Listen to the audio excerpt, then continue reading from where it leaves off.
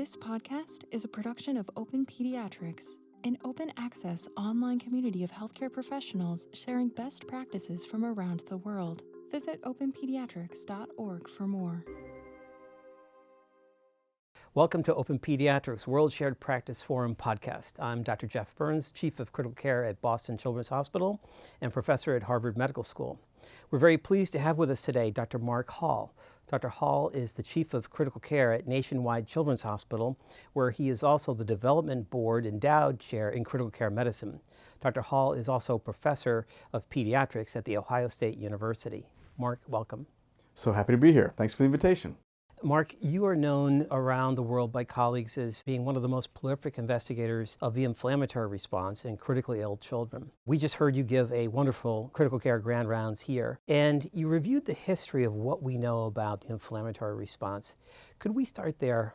Absolutely. I think about this field with great respect because there are giants in the field that have come before me, certainly, including my mentor, Joe Carcillo, and others before him, Roger Bone and others, Hans-Dieter Volk in Germany. But collectively, we still struggle to understand things as simple as how an individual's immune and inflammatory response to a pro-inflammatory insult like sepsis should drive their therapies. So in 2020, we came out with the most current version of the surviving sepsis guidelines for children. These are practice management guidelines for septic kids. And remarkably, in 2020, there is little, if any, attention paid to individualized therapy that differentiates patients one from another based upon their physiology. Yet we know that there are different subtypes and different phenotypes of sepsis immunobiology in adults and children. I'm of course more familiar with the pediatric data, but I think the adult data are informative. So if you hearken back to the 1980s and the 1990s, there was a profusion of clinical trials, phase 2 and phase 3, evaluating anti-inflammatory therapies, or at least therapies that were designed to reduce the inflammatory response in adults with sepsis. These trials focused on the removal or blockade of either pathogen-directed molecules like LPS, for example, or host pro-inflammatory molecules like TNF-alpha, IL-1 beta, and others. And these nearly uniformly failed, some with increasing risks of adverse outcomes associated with their use. And these approaches to the immunomodulation of sepsis largely withered on the vine because nobody wanted to pursue them anymore. And in reflecting back on those studies, it's remarkable to me that we as a field thought that we could give a single therapeutic to an entirely heterogeneous population of critically ill patients and expect a signal. Now, we know a lot more about the heterogeneity of the immune response now than they did then. But even so, to this day, when I have a patient that comes into my intensive care unit, I largely treat them the same as it relates to supporting their immune health and promoting immunologic homeostasis. Well, Mark, you're so eloquent the way you say that, it's almost hard to grasp it, that we're still doing RCTs where we're treating everybody the same. We're assuming they all have the same physiology. Let's go a little further, as you said, phenotypes, subphenotypes. What's that story? How should we understand the evolution of that, and what should we understand about it today? Well, I like your use of the word evolution. I think that there is some biology that has evolved over the millennia that inform our body's response to a pro-inflammatory insult. We are all familiar with the systemic inflammatory response syndrome, whether it's sepsis, trauma, cardiopulmonary bypass, or any other pro-inflammatory insult. We're very comfortable standing at the foot of the bed, looking at the patient, and recognizing fever, capillary leak, tachycardia, tachypnea, and all of the canonical signs and symptoms of SIRS. And it's true that if the SIRS response is brief, modest, the patient is likely to do well, and if the SIRS response is persistent and severe, the patient's likely to do poorly. This has been demonstrated across a number of clinical groups in adults and children. What we've learned over the last 20 years, the last 10 or 15 in particular, is that concurrent with this systemic inflammatory response syndrome, there is nearly universally a compensatory anti-inflammatory response system, or CARS, that modulates the immune response in a way that, if it works well, restores the patient to immunologic homeostasis. So it shuts off the pro-inflammatory response. And then, if things work well, the CAR's response is brief, self-limited, and the patient is now able to respond to a new challenge, is able to heal tissues, remodel injured tissues, and life goes on. But that doesn't always happen. So there I am standing at the foot of the bed of the septic patient. While I can tell if there is a SIRS phenotype by clinical markers and some biochemical markers, I can't tell clinically if a patient has a severe compensatory anti-inflammatory response because there is no clinical phenotype. So I am left to rely on laboratory testing. Now, the testing that's currently available in the clinical laboratory really isn't sufficiently sensitive or specific to diagnose the immunoparalyzed phenotype or the severe critical illness-induced immune suppression phenotype. You need specialized testing that's currently in the research environment, though becoming increasingly available to investigators around the world. And we can get into that in a minute, what the details of those testing parameters are. But I think it's really important to resolve a paradox that was challenging to me, certainly, when I was starting to study this, and it's challenging to a lot of folks to whom I speak on this subject. And that is, how can you have systemic inflammation and hypoactive immune cells? Because after all, the compensatory anti-inflammatory response syndrome is really characterized by hypoactivity of circulating immune cells. Yet, in these very same patients, I'm measuring very high levels of circulating pro-inflammatory mediators. How can one have one and the other at the same time? And many patients do.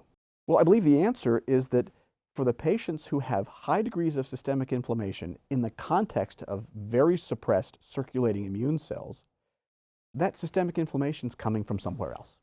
That systemic inflammation is coming from stressed or injured vascular endothelium, injured and infected parenchymal cells, and it is the smoldering afterglow of the original insult, compounded by ongoing tissue injury. So the patients that I used to stand at the bedside and look at and think they were dying in the context of an overly active immune response, many of them were in fact dying in the context of a severely impaired host immune response in a way that wasn't clinically apparent, nor would be apparent historically. These are a priori immunocompetent kids as far as I can tell.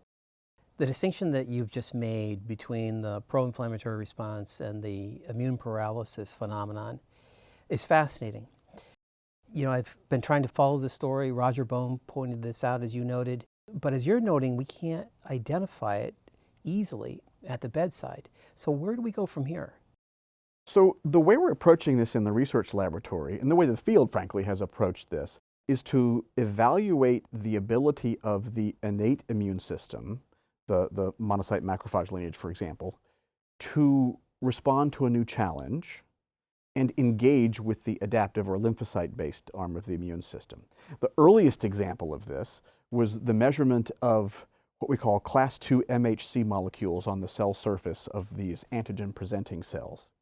You may remember that the innate immune system, among other things, is responsible for the ingestion and processing of antigens and presentation of those antigens on their cell surface on very specific biomarkers to engage the lymphocytes and therefore complete the innate and adaptive immune response to an offending agent. Well, these class II MHC molecules, the one that we've studied most often is HLA-DR, these molecules are upregulated and downregulated on the cell surface of these antigen-presenting cells in response to their CAR's state. So a monocyte, for example, that's healthy will express HLA-DR on 95-98% of the cells. That's very strongly expressed. So these HLA-DR molecules are expressed on 95 to 98% of circulating monocytes in the state of health.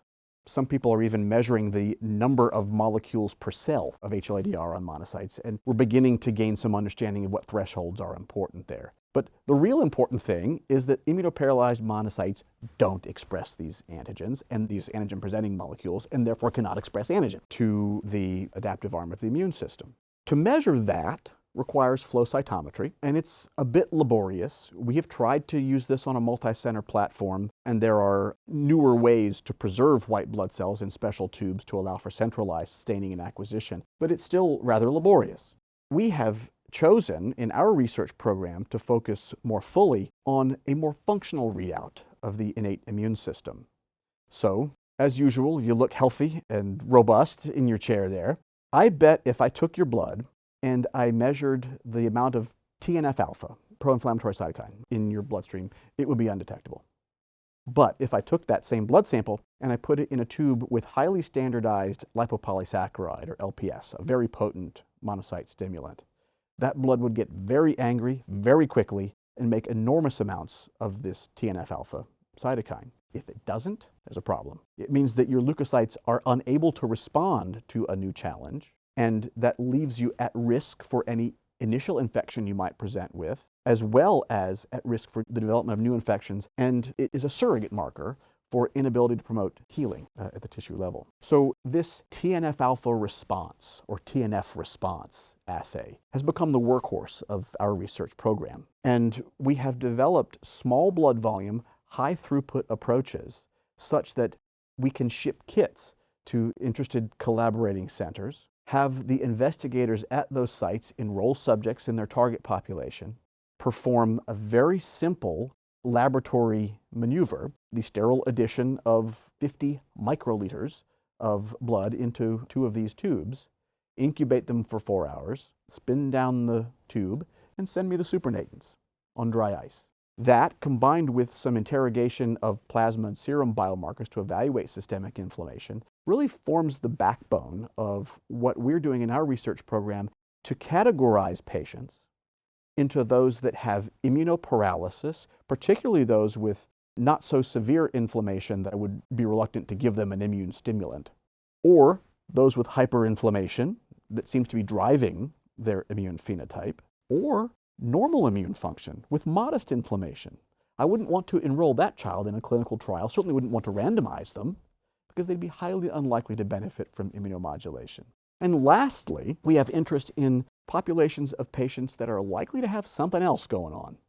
And the something else that we're really keyed in on in recent years is the family of disorders like secondary HLH, macrophage activation syndrome, severe hyperferritinemic sepsis. Multiple terms have been thrown around for this population of patients. But we really would not want to withhold an anti-inflammatory therapy from such a patient. So I wouldn't want to enroll them in a clinical trial that could allocate them to a placebo arm. So we are very much interested in identifying the hyperinflamed, the very hyperinflamed, the normal, and the immunoparalyzed. And now we've gotten to where we can do that in less than 24 hours with sites all around North America.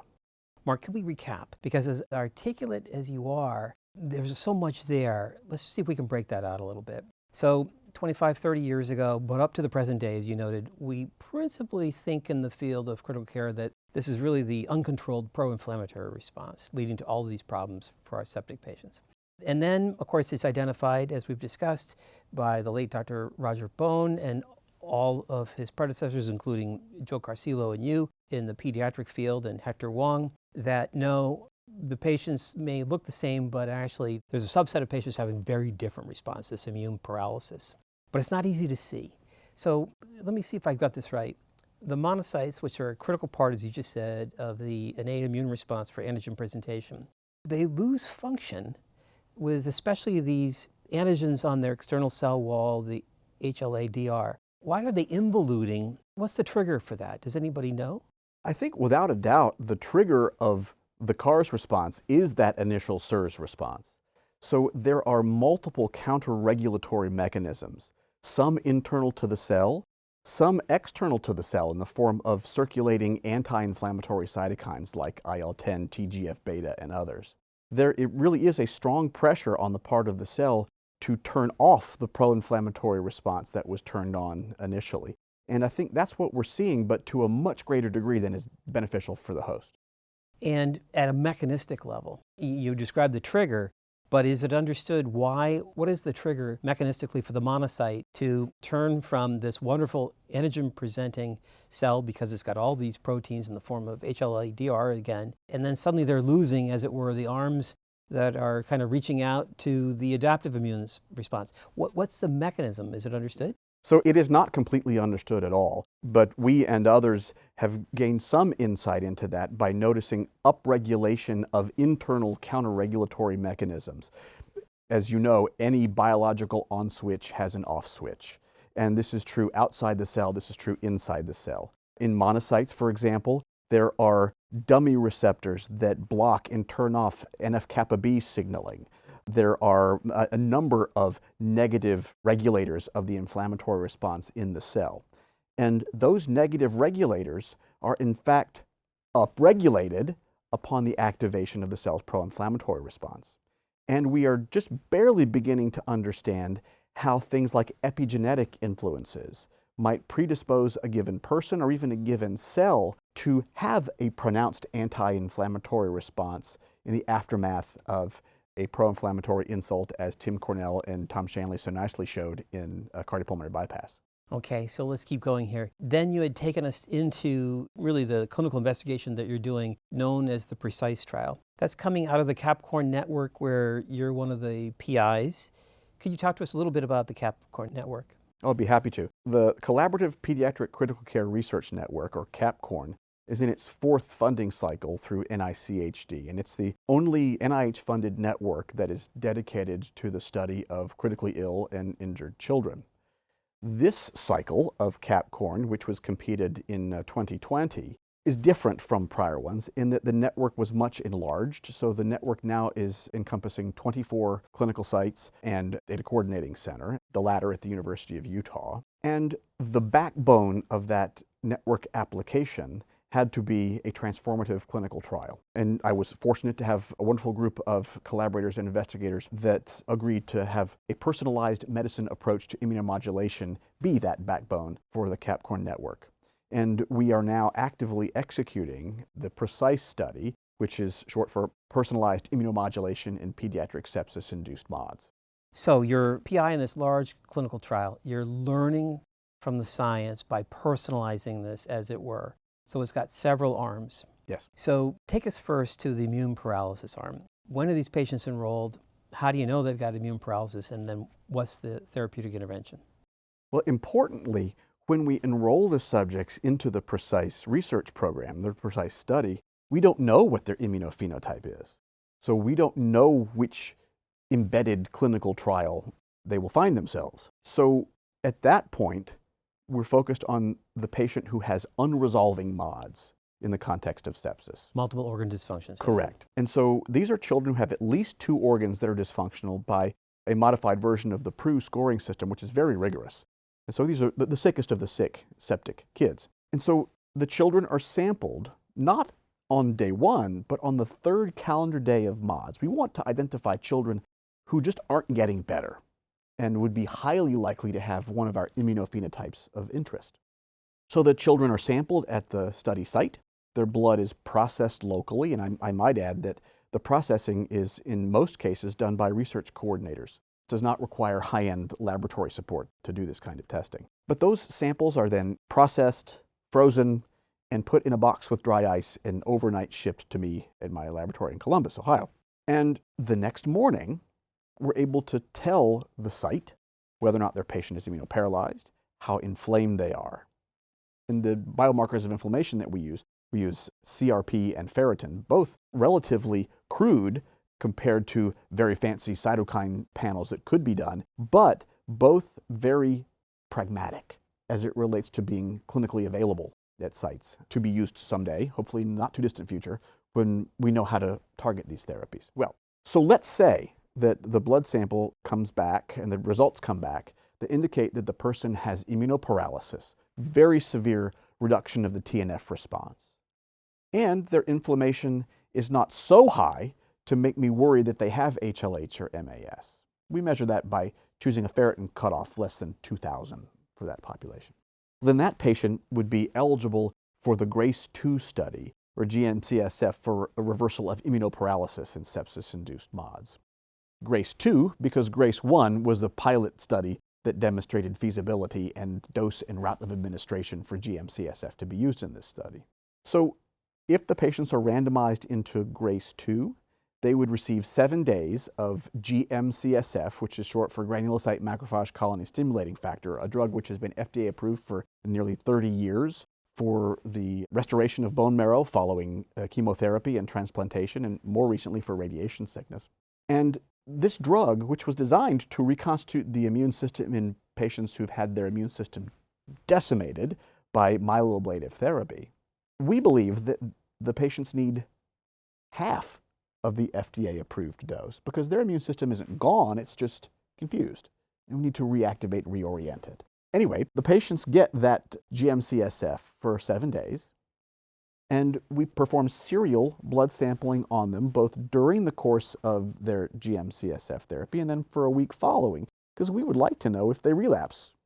That doesn't drive therapy in the trial because that presents some unblinding challenges, but we will, in retrospect, be able to understand whose immune function remained good and whose immune function either didn't respond or relapsed after. Now, let's say the patient doesn't have immunoparalysis, but they do have hyperinflammation. Or their inflammation is so high that I really can't give them GM-CSF because they're where they might have HLH or MAS. Well, then they would become eligible for the TRIPS trial, or targeted reversal of inflammation in pediatric sepsis-induced MODS. For this, we use the drug anakinra, or recombinant human IL-1 receptor antagonist. Now, I know that not too long ago in this conversation, I referenced how anti-cytokine therapies didn't work. So why on earth would we try this therapy, which was designed and developed in the early 90s as a sepsis therapeutic, but failed in adult phase 3 clinical trials?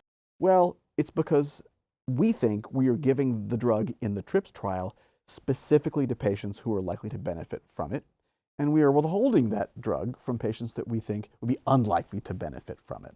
Those that might benefit from immunostimulation, for example, or those with normal immune function and low inflammation.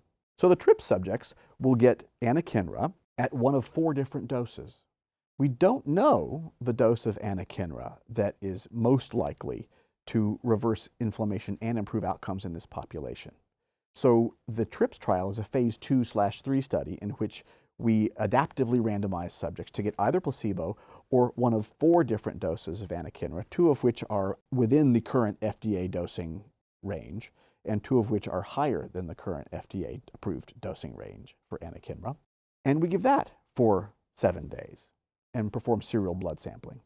As an aside, we perform serial blood sampling on the observational cohorts as well, the one with normal immune function, low inflammation, and the one that has ferritin levels greater than 10,000 that might themselves be at very high risk for HLH or MAS. Those kids we don't want to give placebo to, so we simply tell the clinicians what the results were, encourage them to repeat them locally, and then we perform immune surveillance on those patients. What I've hopefully impressed upon you is how we are trying to use real-time prospective immunophenotyping to give what we hope is the right drug to the right patient and avoid having the cohorts muddied by subjects who are unlikely to benefit from the drug or potentially even be harmed by them. Mark, what do people do if they want to find out more about this? They're a clinician, they're interested in the trial. How do they find out more about it? How can they contact you? I'm very happy to answer any and all questions around the PRECISE trial, as well as anything else in the field of immunoparalysis and pediatric critical illness. And I'm happy to have you share my email address. I'd happily hear from folks. Terrific. Mark, thank you for this conversation. We're finally making strides, learning from decades of work that failed, which is science, and that's fine. But what you're doing is you're really pushing us into where we need to be, which is trying to understand at an individual level and not at a population level what's going on with this child with sepsis, and then treat that patient accordingly. So it's very ambitious, the PRECISE trial, but it's such an advance in our field. And so on behalf of colleagues around the world, we thank you for all that you're doing to advance the field of immune phenotyping for our children with sepsis. Well, I very much appreciate it, and I would be remiss if I did not acknowledge and laud my colleagues and partners in the CAPCORN network. It's an amazing group of investigators and an amazing network infrastructure that allows us to do this work, and I'm so thankful for them. This has been a production of OpenPediatrics. You can find the resources and journal articles referenced in this podcast in the description. We have more podcasts like this one available everywhere you get your podcasts. Visit OPENPediatrics.org for more information.